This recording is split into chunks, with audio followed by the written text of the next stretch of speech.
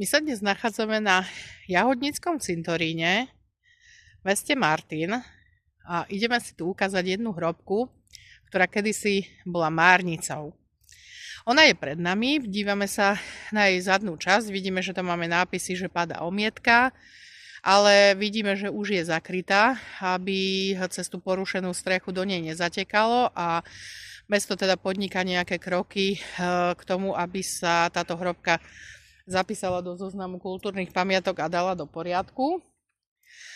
Táto márnica sa nachádzala kedysi v hone Prednej Lány, čiže tento celý cintorín, ktorý tu vidíme okolo nás, tak toto bol kedysi hon Prednej Lány.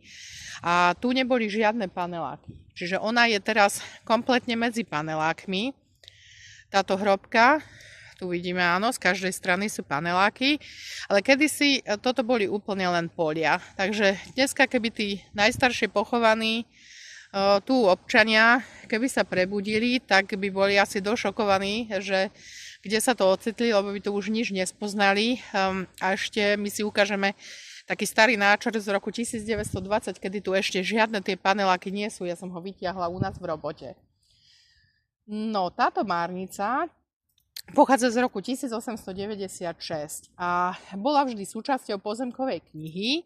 Stavba na tomto pozemku není evidovaná a vo vlastníctve všetkých zapísaných vlastníkov je iba pozemok. A ten sa aj roky osvedčeniami o dedičstve, na ktorom stojí táto márnica a neskôr hrobka, dedil, ale bez dedenia stavby. Čiže táto stavba dnes nemá vlastníka. Pozemok, áno, tam ten máme na liste vlastníctva, poznáme, je tam viacero ľudí, ale teda stavbu v katastri stále nemáme zapísanú.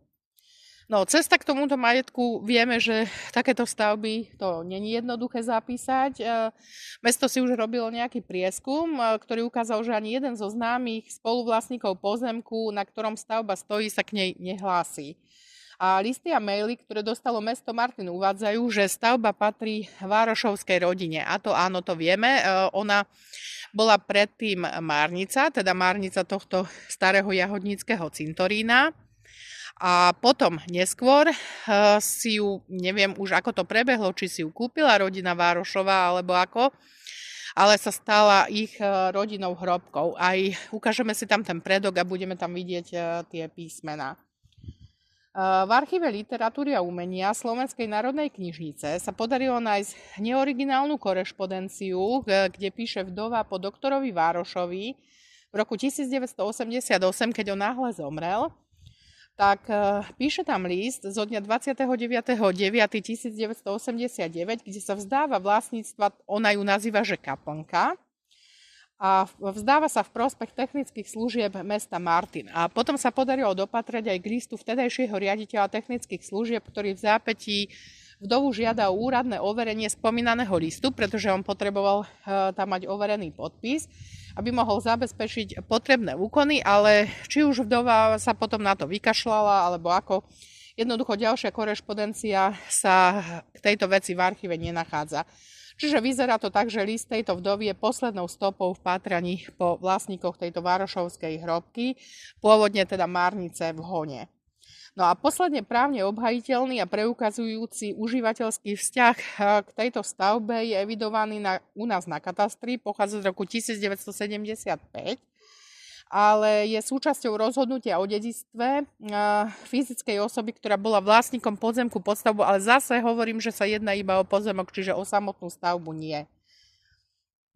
A o tejto hrobke my si ju teda takto môžeme aj prejsť.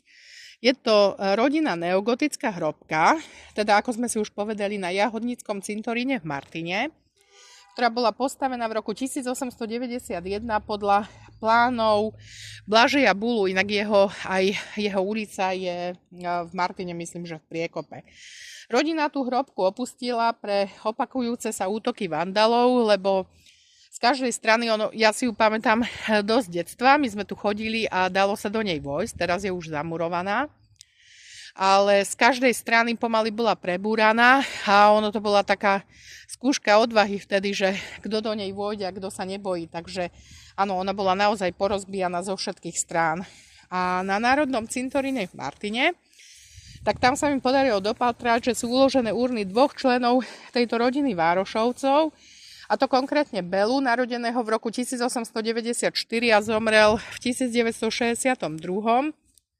A potom úradníka a publicistu Mariana, ktorý sa narodil v roku 1928 a zomrel v roku 1988 a bol významný filozof, teoretik a historik umenia. No vidíme, že zase je tu tá tabuľka, tuto máme už nejaké vylamané tehly. Tu sa nachádza ešte nejaká časť z tej hrobky, ktorá je mimo, už vyhodená. Toto bolo zamurované novšie, tieto tehly, ktoré tu vidíme. Toto všetko boli také vitrážové okná. Nebolo to takto zabetonované kedysi. No a tu máme ten predok tej hrobky, tieto dvere, ktoré sú takisto zamurované, kedysi neboli. No a tu keď si všimnete úplne hore, tak tam je aj taký slabúčky ten nápis, že Várošová. Ale nedá sa to tam ďalej prečítať. Čiže takto máme tú hrobku. No a mne sa podarilo ešte dopátrať, že som našla taký list z 18.9.2012, kde mesto Martin požiadalo rímskokatolícku cirkev, konkrétne farnosť Martin, o zaslanie listinného dôkazu o vlastníctve tejto Várošovskej hrobky. Ale zástupca farnosti listom odpovedal, že nevedia o žiadnych vlastníckych právach ku hrobke a podobne na list zo dňa 4.10.2012 rovnakou žiadosťou odpovedal aj posledný, koho sa podarilo dopatrať, a to bol ten inžinier Mojmír Vároš. Hore nám tu rastie aj takýto stromček, toto je tá predná časť hrobky. A my si ukážeme, že ako tá hrobka vyzerala na tom starom náčrte. Takže my si ho tu takto ukážeme. Toto je taký polný nákres z roku 1920. Tu vidíme ten pôvodný jahodnícky cintorín, okolo ktorého sú už teraz paneláky. A tu keď si to dáme, tak toto maličké je tá hrobka a tu ju máme v zväčšenine s týmto krížikom. Čiže toto máme polný náčrt z mapovania z roku 1920, kde je ešte takto, vidíte ten cintorín, žiadne paneláky okolo, volá sa to, ako sme si povedali, áno, tuto je hon prednej lány a tu sa môžeme pozrieť na celý ten cintorín, hrobku v zväčšenine, áno, to Ačko znamená, že tu máme zväčšeninu a umiestnenie tej hrobky je v náčrte vlastne tu. A toto sa vieme do pozemkovej knihy, teda poďte to dopátrať, že ako táto hrobka bola zakreslená a zapísaná. No a keďže to mám priamo v tom, čo robím, takže sa nemám problém k týmto náčrtom dostať a takto vám to aspoň ukázať. Takže toto je hrobka teda z jahodníckeho cintorína, bývalá márnica, no a tak dúfajme, že mestu sa teda podarí nejakým spôsobom ju dať do poriadku a že sa raz dočkame aj jej obnovenia. Takže to by bolo všetko k tejto stavbe.